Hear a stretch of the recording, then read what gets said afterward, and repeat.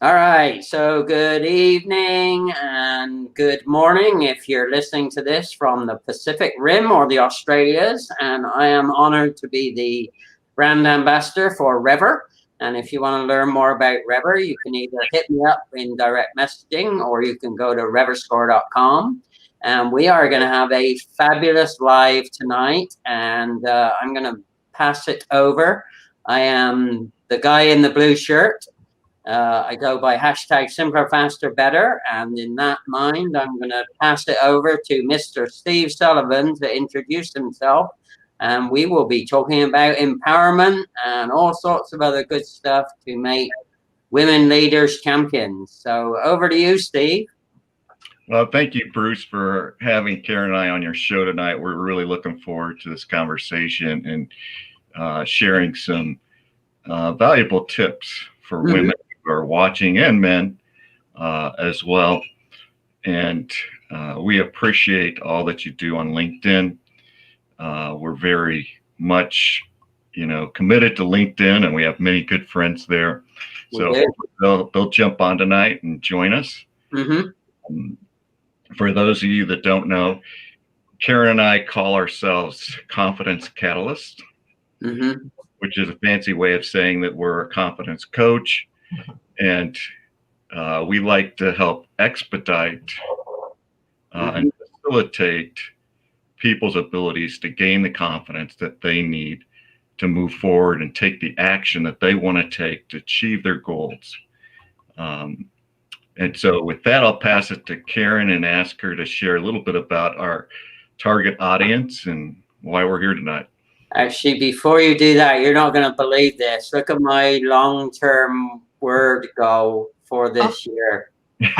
Love it. Now, everybody that's watching, this is not pre-done, right?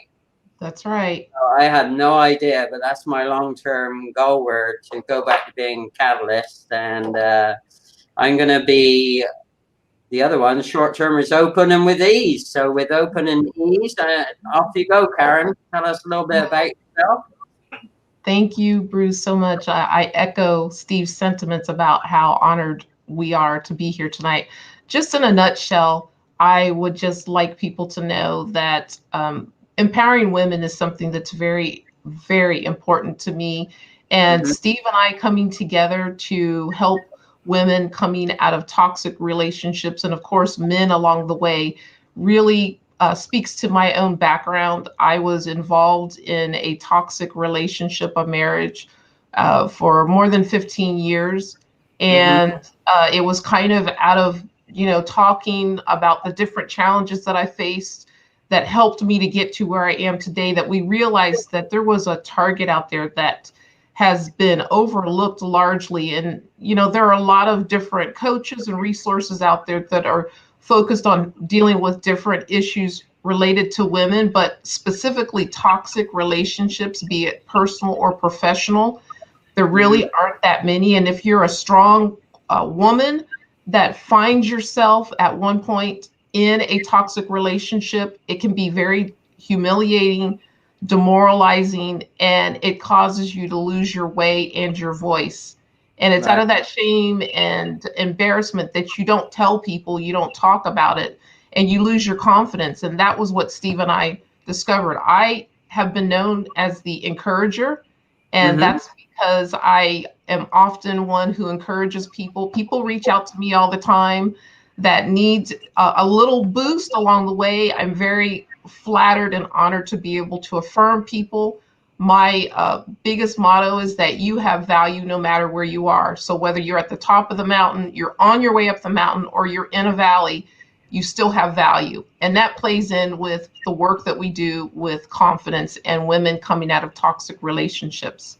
Right. Well, you won't know this. I think Steve knows, but I am from an all-female household. So I have 4 sisters, a mom and a grandmother with an absent father that raised me. So I fully understand the journey, whether it be on the mountain, off the mountain, in the ditch, wherever. And I've actually seen that firsthand with my sisters, and in a different culture as well, that makes it equally more difficult sometimes. So that is awesome, and I love the encouragement. Talking about encouragement, we're being encouraged by Tracy Ruth Melendez, who is a lady that I've seen get empowered very quickly here through LinkedIn. And who else? Let me go up through the line. We have Carl Sean Watkins. Hi, Carl. I haven't come across you before, so welcome. So what are the things that you see that are the most meaningful things that you can do initially to help people or ladies that you find are in that situation? Karen or Steve, I don't mind. All right. I'll start off by saying that tonight we'd like to talk to you about 3 things that we think can help women and help them begin to regain the power, regain the strength inwardly to have that confidence and make changes that they know they need to make or want to make. And so with that, I'll turn it back over to Karen and say, Karen, what's the first thing you would tell a woman that she should do? Well, the first thing is to recognize, are you playing the victim role, or are you wanting to become a victor? And that's really important because, again, as I go back to my own personal story, my time of being in a toxic relationship, I can remember there were many times where I would be talking to some of my girlfriends and I'd be sharing some of the issues. And sometimes they would tell me, Karen, you really don't have to stay in that relationship. But at the time, I didn't have the confidence. I didn't feel like I had the support system in place. And it was just easier for me to remain the victim. But at some point, I hit a wall and I realized I can't go on like this. I need to get out of this. And it was at that time I felt like I was ready. Now, I want to be, in all honesty, I was kind of forced to come to that day of reckoning that I needed to make a choice at that day. Was I going to continue to be a victim, or was I going to try to become the victor? And I knew I had it within me. I just was a matter of deciding which direction do I want to go in. Because when women find themselves facing this victim or victor crossroads, it becomes very important that they choose carefully, especially women who used to be very self-assured, who, and this is both personal and professional, they used to know how to make those decisions, and they used to be the point person and someone who many people look to as that's the person who is going to get the job done. But then they found themselves in that toxic relationship where it eroded their confidence and they're filled with doubt and they don't know anymore. As if they don't decide that they want to become the victor again, they're going to be struggling for a long time. The victim mentality does not serve anyone. You must choose that you want to become the victor. So that's the first step. Acknowledge where you are. Am I going to continue to be the victim, or do I want to become the victor in this situation? Yeah, it's kind of interesting. I'm a visual learner. My visual of that, and I saw it with my sisters in particular, was that it was like letting all this air out of a balloon when they went from that very confident state to, and all the angst of the air shooting out of the balloon is all the emotion that gets attached with that. So, yeah, that's kind of cool. Let me welcome some other people, Krishna and Wendy. So thank you for joining us. Not sure if are you able to see the comments over there, guys, or not? Yes, we are. Yeah. Oh, okay, cool. All right. So if you see something or if you see a question that you want me to pop up on the screen, then just let me know. All right. So what's the next steps that you see, from that critical decision around victor or victim? So what happens next in the pathway that you found to be successful to encourage people? The next step in that is to change your perspective. Piggyback a little bit off of what Karen was saying, I look at it from a situation that it's easy to fall into that why me. Yeah.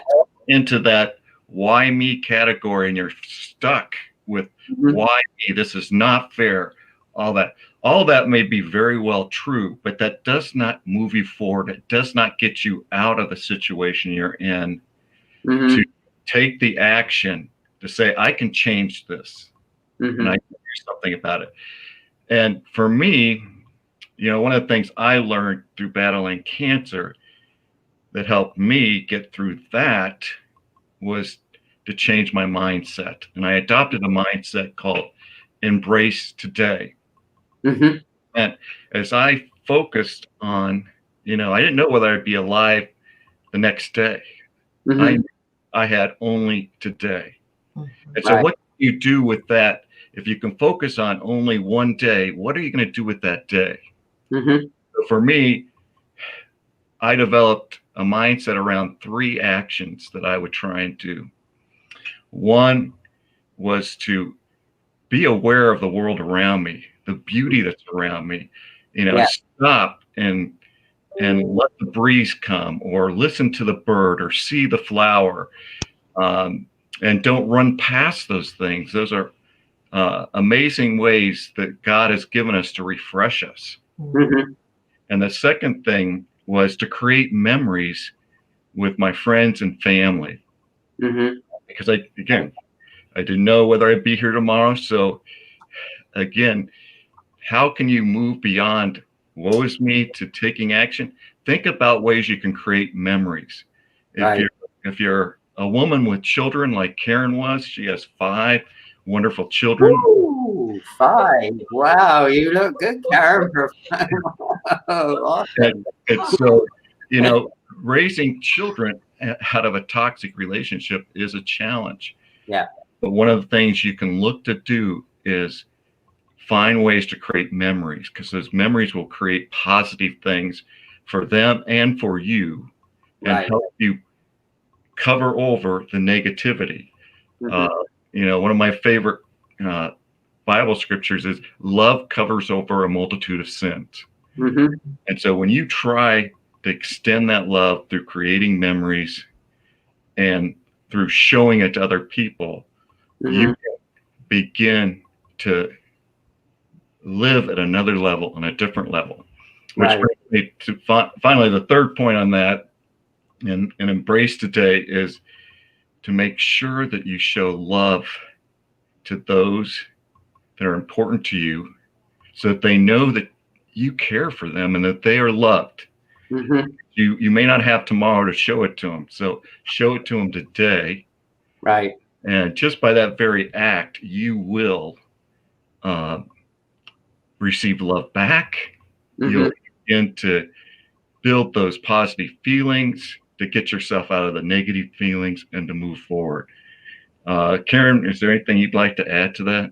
Well, there's something as I was listening to you, and by the way, Gracie, thank you so much. I see the comments on the side. Yes, leaving that toxic relationship. I didn't actually leave. My ex-husband left us, but that turned out to be an answer to a prayer that I'd had for a long time. But I still thank you for that. I can say thank you with confidence now because of who I am as a result of what I went through. But I wanted to go back real quick to our first point, because this is so important, and it is to embrace compassion for yourself. Because see, when you begin to acknowledge, when you get to that place and you're ready to acknowledge you don't want to be a victim anymore, you want to now become the victor, you have to get real with your situation where you are. And with that acceptance, it can sometimes bring a lot of very unkind language that you begin to use with yourself, because you're like, I was raised better than this. I knew better than that. I should have never been in this. Get rid of the should have nevers. Okay, that's the first step. And just recognize you're human. And sometimes we, go down paths that maybe aren't in our best interest. But if we find ourselves there, instead of beating ourselves up, we have to show compassion. And that ties in with the love that Steve was just talking about, not just love for others, but it becomes even more important for you. If you are that woman that's coming out of this toxic relationship, you're probably feeling completely empty at this point, and you probably feel unlovable. Well, I'm here to tell you, you are still very much lovable, and you need to start with yourself. Mm-hmm. When you can love on yourself to the point that it begins to flow freely without effort to other people, it is like a magical elixir that begins to draw all these positive people towards you, and they want to begin to know what your secret sauce is. Now, for me, my secret sauce was Jesus. I was raised a Christian, so you can imagine as a Christian finding myself in a toxic relationship, how much negativity I was throwing on myself when I had my day of reckoning. It was tremendous. But being able to learn how to extend compassion to myself and to know that I was worthy of love, first from God and then through myself.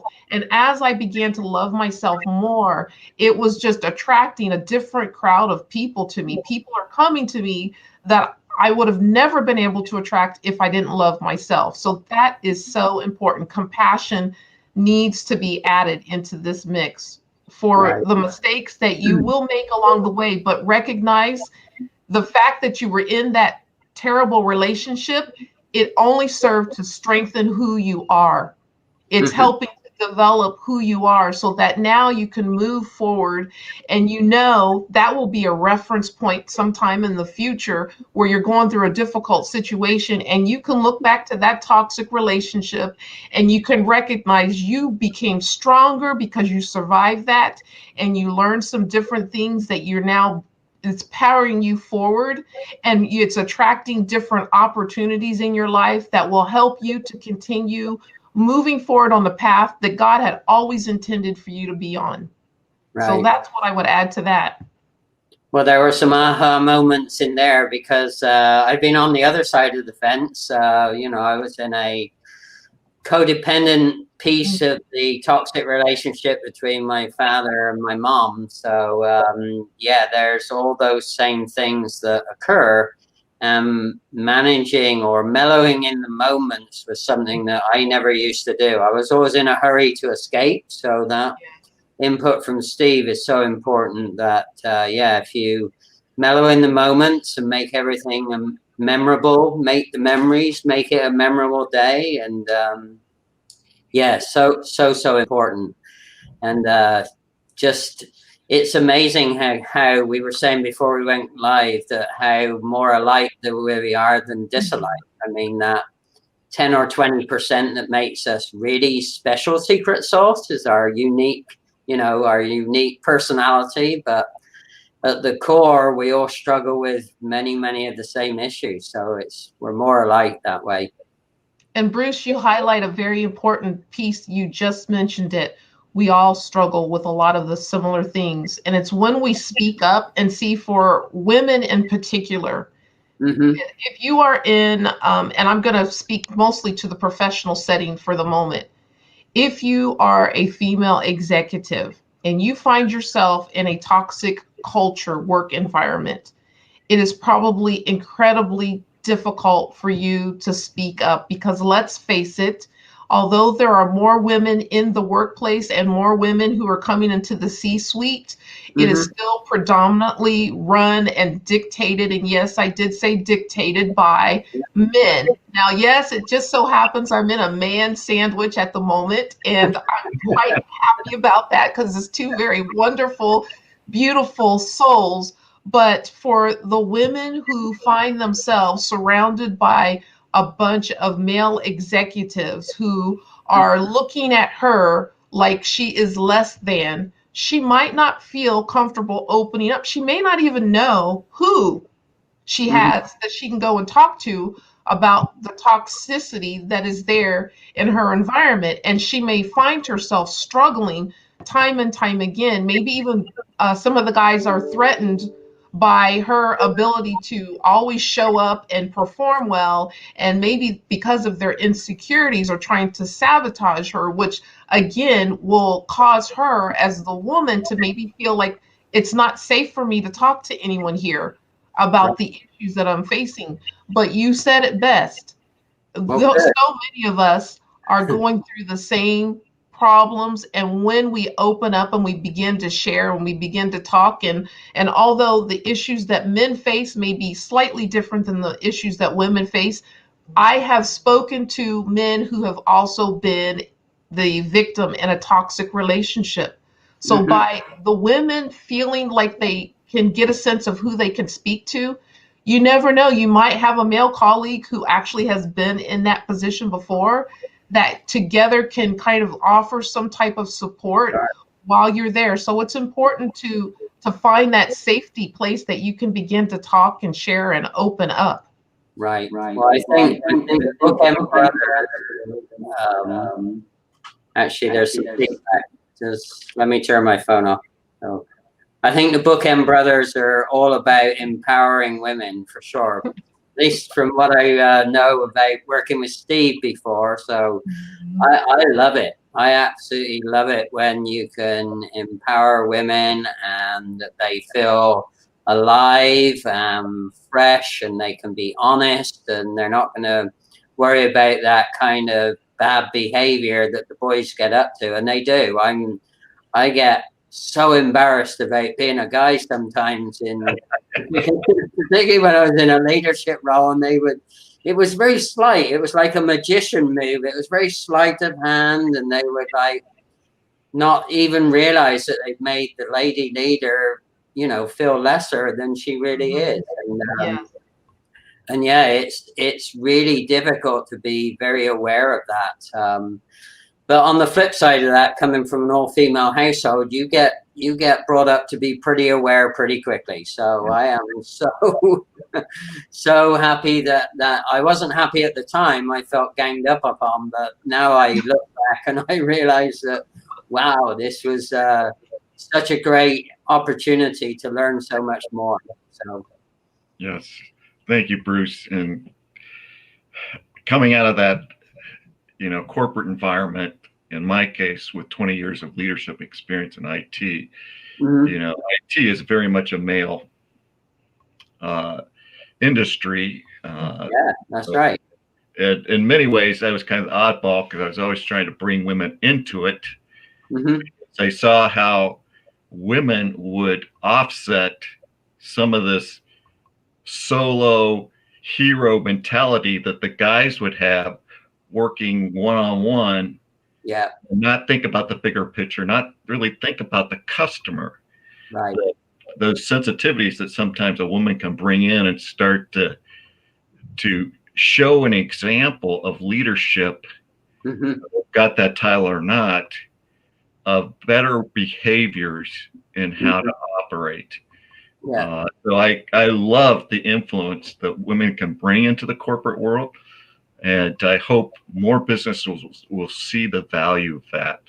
And Steve, I want to just jump in real quick because I'm reading the comments. And Chris Rangel, bravo! I'm applauding your comment. He says, "I've always said women are far better cultivators than men. It definitely translates into the workplace environment with the right leaders." And you could not be more spot on. It is so very true. And one of the things that I think is so important that maybe women sometimes downplay, and it isn't always our fault that we do this, but definitely sometimes men overlook the fact that women are actually able to just kind of, with their nurturing capability, to be able to ease tensions and provide this kind of foster this type of environment, like Steve, you were saying, that really is conducive to just everyone coming together almost harmoniously. But it really starts with, how do you treat that woman that is in a position, especially if she's in a position of authority, and heaven forbid she's in a position of authority over you, the man. You have to be very confident in who you are as the male to understand that woman is there not because she's trying to lord over you. She's there because she has the ability to do that position, that job, for a reason. That's why she was selected,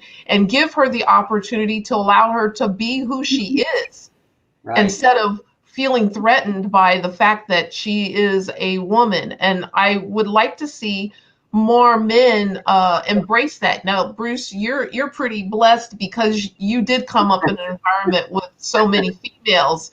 Right. But for the men out there that have not had that experience, it may be a little bit more of a challenge, especially if they were raised in perhaps a traditional environment where the men are and the boys, young boys who become men, are kind of raised with this idea that they should always be, I don't want to say macho, but definitely the dominant leadership, and not always from a negative perspective, but they Right. don't leave room to include that there are women who are also capable of stepping into that role at the appropriate time. So, Yeah. And Go I ahead. think, Karen, you make a great point about women using what comes natural in those situations. I have seen women leaders who act like men because they feel like that's the only way they can get ahead is, okay, I'm going to do the same thing guys do. And they often are very frustrated with themselves, with the situation, or they just become very so cold hearted that yes. probably tears at them as well. And so Right. So women gain the right confidence can help them say, this is who I am and this is me. right. And The, what I have can benefit everybody.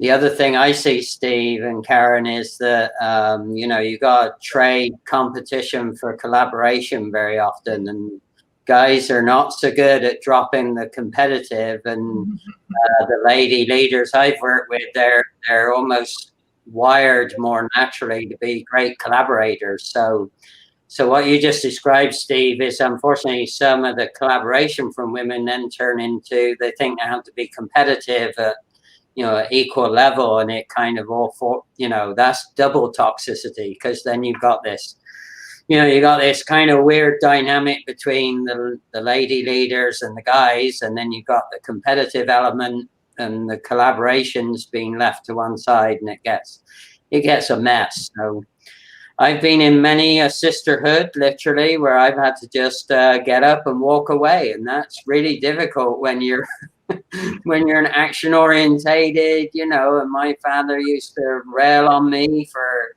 go get the results. What are you doing? And getting up and walking away when you've had that kind of training from the father figure in the household is really difficult. So.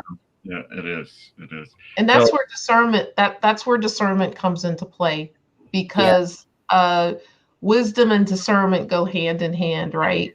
And when you recognize through wisdom that you should stay and do whatever it is, or you get the discernment because your wisdom tells you this is not where I need to be, then you take, which is the third piece that we wanted to talk about, is the action.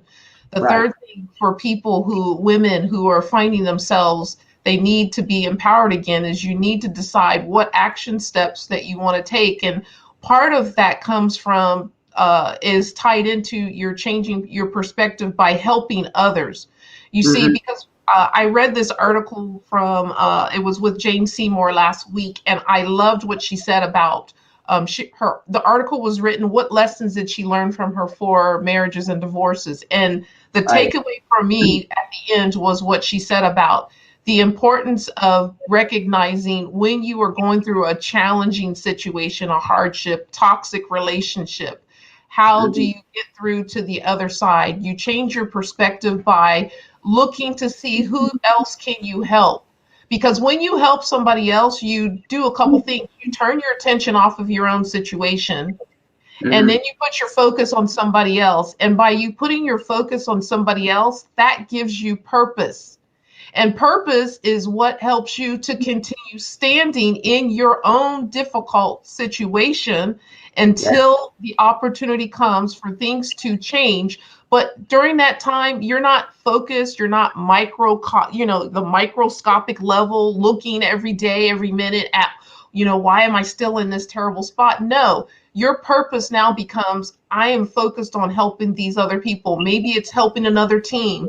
Maybe it's taking on a new project. Maybe it's on a personal side and you want to volunteer. You want to get involved and help other women in your community, but it's finding a new purpose. And out of that, finding that new purpose, you give room and space for your own situation to eventually change and evolve. And it helps you when you then look back at your situation, you're not seeing yourself so much as the victim anymore. You're also getting stronger and you're feeling more bold. Your confidence is building. And next thing you know, you're brave enough to make that step and say, I'm going to resign from this position. I'm going to walk away from that relationship. I'm going to go after my own dreams, because you were able to take action. And I think that is so important. So talking, go ahead. I sometimes, I'm echoing too. Is it coming from you? I think it's somebody, you might have another device on. So not me. Little live blooper shit. Okay. All right, we'll see if I can get through this. Another thing related to taking action is we like to encourage women to become their own advocates. Right. You get into a situation sometimes where you're so lost that you become open to every voice telling you what to do. The only way out of that is to become your own advocate, to listen, research, study it, think about it, reflect on it, and say, is that me?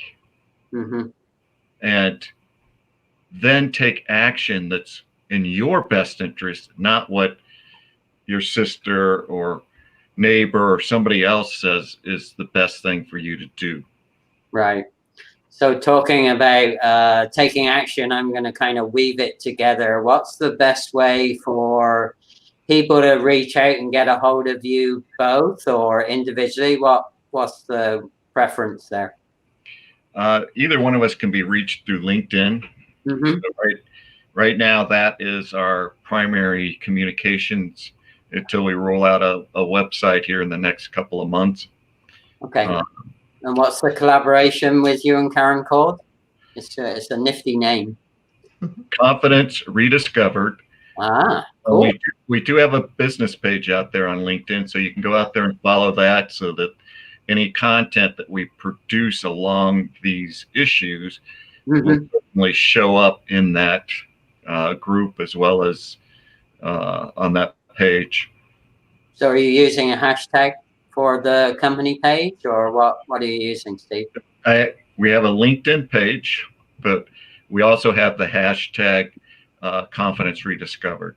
Okay, great. So I don't know if Gracie's still on. Looks like she is. Gracie, if you could pop that into the comments, hashtag Confidence Rediscovered. And as you guys know, you're professionals at doing this. You can go back and do the hashtag replay and add in your comments. So that will be fun too.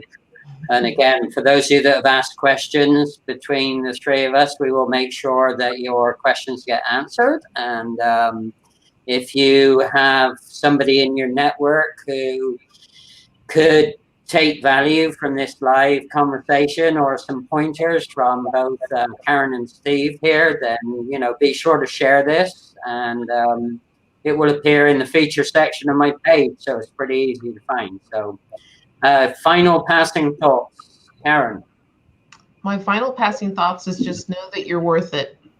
You're worth the investment in whatever you need to do. If you've been in a toxic relationship, you've lost your way, know that you are worth it. Fight for yourself. You're worth it. Oh, I love that. Steve? My passing thought would be, Karen is a beautiful example of this. So any women out there who feel like they're struggling along these issues of, trust, self-doubt, lack of confidence, low self-esteem, Karen has overcome those things. And you can see it tonight in the way she presented and who she is as a person. And I'm fortunate and blessed to have the honor to work with her. Awesome. That is so cool. Well, my passing thought is just to simply say thank you for the wisdom, for the fun, and hopefully the value-based information that other people are going to get from this. And also thank you for all the loyal people that follow my lives and some new people as well. I will be sure to go back. I just saw Lee as a new person, not seen before. And yeah, we'll be sure to make commentary. So thanks so much. I'm just going to finish the live. And if you guys could hang on, that would be great. So good night, everybody. And good morning, Australia. Take care.